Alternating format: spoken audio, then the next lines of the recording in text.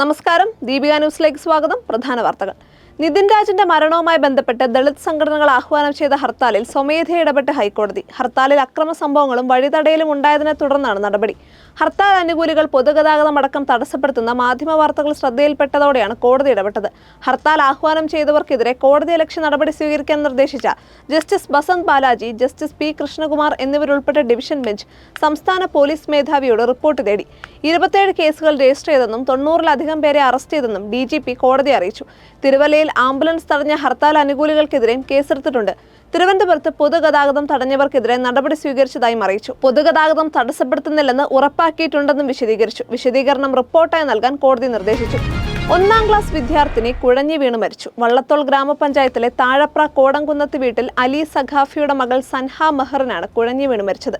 7 വയസ്സായിരുന്നു. ശ്രീകൃഷ്ണപുരത്തുള്ള ബന്ധുവീട്ടിലേക്കുള്ള യാത്രക്കിടെയാണ് സംഭവം. കുട്ടി കുഴഞ്ഞു വീഴുകയായിരുന്നു. ഉടൻ തന്നെ മണ്ണാർക്കാടുള്ള സ്വകാര്യ ആശുപത്രിയിൽ എത്തിച്ചെങ്കിലും ജീവൻ രക്ഷിക്കാനായില്ല. മരണകാരണം സംബന്ധിച്ച് നിലവിൽ വ്യക്തതയില്ല. സഫ്നയാണ് മാതാവ്. സഹോദരൻ സഹൽ. മിൽമ പാലിന് വില കൂട്ടാൻ തീരുമാനം. ലിറ്ററിന് 4 രൂപ കൂട്ടാനാണ് തീരുമാനം. ഡയറക്ടർ ബോർഡ് യോഗത്തിലാണ് വില വർദ്ധിപ്പിക്കാനുള്ള ശുപാർശ. തെരഞ്ഞെടുപ്പ് പെരുമാറ്റച്ചട്ടം അവസാനിച്ച ശേഷം പുതുക്കിയ വില നിലവിൽ വരുന്ന തീയതി പ്രഖ്യാപിക്കും. മിൽമ ഫെഡറേഷന്റെ നിർദ്ദേശത്തിന് സർക്കാർ അംഗീകാരം നൽകിയതോടെയാണ് വില വർധന. ഇതോടെ ലിറ്ററിന് 56 രൂപ വിലയുള്ള പാലിന് 60 രൂപയാകും. സംസ്ഥാനത്തെ ക്ഷീര കർഷകർക്ക് പാലിന്റെ ഗുണനിലവാരം അനുസരിച്ച് നിലവിൽ 45 മുതൽ 52 രൂപ വരെ ലഭിക്കുന്നുണ്ട്. കഴിഞ്ഞ വർഷം വില വർദ്ധിപ്പിക്കണമെന്ന് മിൽമ മേഖലാ യൂണിയനുകൾ ഫെഡറേഷനോട് ആവശ്യപ്പെട്ടിരുന്നു. പശ്ചിമ ബംഗാളിൽ നിയമസഭാ തെരഞ്ഞെടുപ്പിന്റെ 2-ാം ഘട്ടത്തിലെ വോട്ടെടുപ്പ് പുരോഗമിക്കുന്നു. ഉച്ചവരെ 61.11% പോളിംഗ് ആണ് നടന്നത്. രാവിലെ 7-നാണ് പോളിംഗ് ആരംഭിച്ചത്. 142 മണ്ഡലങ്ങളിലാണ് ഇന്ന് വിധിയെഴുത്ത് നടക്കുന്നത്. കൊൽക്കത്ത, ഹൗറ, നോർത്ത് 24 പർഗാനസ്, സൗത്ത് 24 പർഗാനസ്, നാദിയ, ഹൂഗ്ലി, പൂർബ ബർധമാൻ ജില്ലകളിലെ മണ്ഡലങ്ങളിലാണ് വോട്ടെടുപ്പ് പുരോഗമിക്കുന്നത്. തൃണമൂൽ കോൺഗ്രസിന്റെ ശക്തി കേന്ദ്രങ്ങളാണിവ. 2021-ൽ തൃണമൂൽ കോൺഗ്രസ് 123 മണ്ഡലങ്ങളിൽ വിജയിച്ചപ്പോൾ BJPക്ക് കിട്ടിയത് വെറും 18 സീറ്റ് മാത്രമായിരുന്നു. ഒരു സീറ്റ് ISF വിജയിച്ചു. ബംഗാളിൽ ആദ്യഘട്ടത്തിൽ 152 മണ്ഡലങ്ങളിൽ വോട്ടെടുപ്പ് നടന്നിരുന്നു. എറണാകുളം കടവന്ത്ര പോലീസ് കസ്റ്റഡിയിൽ നിന്നും പ്രതികൾ ചാടിപ്പോയ സംഭവത്തിൽ 3 പോലീസ് ഉദ്യോഗസ്ഥർക്കെതിരെ നടപടി. 3 പോലീസ് ഉദ്യോഗസ്ഥരെ AR ക്യാമ്പിലേക്ക് മാറ്റി. ചാടിപ്പോയ പ്രതി റസലിനായി അന്വേഷണം ഊർജിതമാക്കി. ഞായറാഴ്ചയാണ് കവർച്ചാ കേസ് പ്രതികളായ പത്തനംതിട്ട സ്വദേശി റസലിനെയും ആലപ്പുഴ സ്വദേശി സൂരജിനെയും മജിസ്ട്രേറ്റ് മുന്നിൽ ഹാജരാക്കാൻ വടക്കൻ പറവൂരിൽ കൊണ്ടുപോയത്. അവിടെ നിന്നാണ് 2 പ്രതികളും ഓടിക്കളഞ്ഞത്. സൂരജിനെ അന്ന് രാത്രി തന്നെ ചേന്നമംഗലത്ത് നിന്നും പിടികൂടിയെങ്കിലും റസലിനെ ഇതുവരെ കണ്ടെത്താനായിട്ടില്ല. റസലിന് പരിചയമുള്ള ആളുകളെ കേന്ദ്രീകരിച്ച് അന്വേഷണം നടത്തുകയാണ് പോലീസ്. 2 ദിവസത്തിനകം റസലിനെ പിടികൂടുമെന്നാണ് പ്രതീക്ഷ. ഇതിനിടെയാണ് സുരക്ഷാ വീഴ്ചയുണ്ടായെന്ന് ചൂണ്ടിക്കാണിച്ച് കടവന്ത്ര പോലീസ് സ്റ്റേഷനിലെ 3 ഉദ്യോഗസ്ഥരെ AR ക്യാമ്പിലേക്ക് മാറ്റിയത്. സംവിധായകൻ രഞ്ജിത്തിനെതിരായ ലൈംഗിക അതിക്രമ കേസിൽ അന്വേഷണം പൂർത്തിയായെന്ന് പ്രത്യേക അന്വേഷണ സംഘം. കുറ്റപത്രം ഉടൻ നൽകും. ലൈംഗിക അതിക്രമത്തിന് തെളിവുണ്ടെന്ന് SIT കണ്ടെത്തി.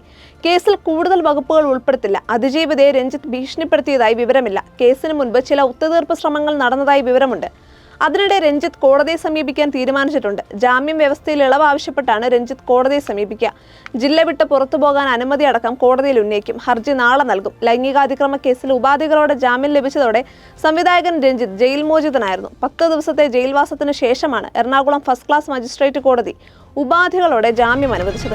സംസ്ഥാനത്ത് ലോഡ് ഷെഡിംഗ് ഇല്ലെന്ന് ഇന്നും ആവർത്തിച്ച് വൈദ്യുതി മന്ത്രി K കൃഷ്ണൻകുട്ടി. പ്രതിസന്ധിയെക്കുറിച്ചുള്ള മാധ്യമപ്രവർത്തകരുടെ ചോദ്യത്തിന് ഇപ്പോഴുള്ളത് ലോഡ് ഷെഡിംഗ് അല്ലെന്നും ഉപയോഗം കൂടുമ്പോൾ ഡ്രിപ്പ് ആകുന്നതാണെന്നും ആവർത്തിക്കുകയാണ് മന്ത്രി. വൈദ്യുതി ഉൽപ്പാദനം കൂട്ടിയെന്ന് മന്ത്രി പറയുന്നുണ്ടെങ്കിലും പ്രതിസന്ധി ആഴമുള്ളതാണ്. പുറത്തുനിന്ന് വൈദ്യുതി വാങ്ങുന്നതിൽ റെഗുലേറ്ററി കമ്മീഷൻ കാലതാമസമുണ്ടാക്കിയെന്നും മന്ത്രി കുറ്റപ്പെടുത്തുന്നു. കമ്മീഷൻ നടപടി വൈകിയപ്പോൾ ബോർഡ് ഇടപെട്ടുവെന്നും അദ്ദേഹം കൂട്ടിച്ചേർത്തു. കൊടും ചൂടിനിടെ ജനത്തിന് ഇരുട്ടടിയാവുകയാണ് ലോഡ് ഷെഡിംഗ്. വൈകുന്നേരം 6 മുതൽ രാത്രി 12 വരെ അരമണിക്കൂറാണ് വൈദ്യുതി നിയന്ത്രണം. കഴിഞ്ഞ 3 വർഷത്തെ ഏറ്റവും ഉയർന്ന അളവിലുള്ള വെള്ളം ഡാമുകളിലേക്ക് എത്തിയിട്ടും ഗുരുതര പ്രതിസന്ധി ഉണ്ടാകാൻ കാരണം ആസൂത്രണമില്ലാതെയുള്ള വൈദ്യുതി ഉൽപ്പാദനമാണെന്ന് വ്യക്തമാവുകയാണ്. എറണാകുളം സൗത്ത് റെയിൽവേ സ്റ്റേഷനിൽ വൻ കഞ്ചാവ് വേട്ട. ഉപേക്ഷിക്കപ്പെട്ട ബാഗുകളിൽ നിന്ന് 60 കിലോ കഞ്ചാവാണ് പിടികൂടിയത്. 30 ലക്ഷം രൂപയോളം വില വരുന്ന കഞ്ചാവാണിത്. ഇന്ന് പുലർച്ചെ 3-ന് നടത്തിയ പരിശോധനയ്ക്കിടെയാണ് കഞ്ചാവ് പിടികൂടിയത്. 4-ാം നമ്പർ പ്ലാറ്റ്ഫോമിൽ ഒരു വശത്ത് ഉപേക്ഷിച്ച നിലയിൽ 7 ബാഗുകൾ കണ്ടെത്തുകയായിരുന്നു. സംശയാസ്പദമായ സാഹചര്യത്തിൽ കണ്ടെത്തിയ ബാഗുകൾ തുറന്ന് പരിശോധിച്ചപ്പോഴാണ് കഞ്ചാവ് കണ്ടെടുത്തത്. കഞ്ചാവ് സീൽ ചെയ്ത് എക്സൈസിന് കൈമാറി. ബാഗിന്റെ ഉടമകളെക്കുറിച്ച് അന്വേഷണം ആരംഭിച്ചു. എറണാകുളം ആലുവയിൽ ഉപേക്ഷിച്ച നിലയിൽ കണ്ടെത്തിയ കാറിൽ താറാവും മുയലും ആയുധങ്ങളും. ഇന്ന് രാവിലെ 7:40 ഷോപ്പിംഗ് സെന്ററിന് സമീപം സംശയാസ്പദമായി നിർത്തിയിട്ട കാറ് കണ്ടെത്തിയത്. ചില്ല് തകർന്ന നിലയിലാണ് കാർ ഉണ്ടായിരുന്നത്. സെക്യൂരിറ്റി ജീവനക്കാരും നാട്ടുകാരും കാർ പരിശോധിച്ചതോടെയാണ് ഉള്ളിൽ താറാവിനെയും മുയലിനെയും കണ്ടത്. കാറിലുണ്ടായിരുന്ന ബാഗിനുള്ളിലും സീറ്റിലുമായി ചുറ്റികയും മറ്റ് ആയുധങ്ങളും കണ്ടെത്തി. ആലുവ സ്വദേശിയുടെ കാറാണിത്. മാനസിക വെല്ലുവിളി നേരിടുന്ന കാറിന്റെ ഉടമസ്ഥൻ തന്നെയാകാം കാർ ഇത്തരത്തിൽ ഉപേക്ഷിച്ചത് എന്നാണ് പോലീസ് പറയുന്നത്. ഇതോടുകൂടി പ്രധാന വാർത്തകൾ അവസാനിച്ചു. സത്യസന്ധമായ വാർത്തകൾ അറിയാൻ ദീപിക ന്യൂസ് ഫോളോ ചെയ്യൂ.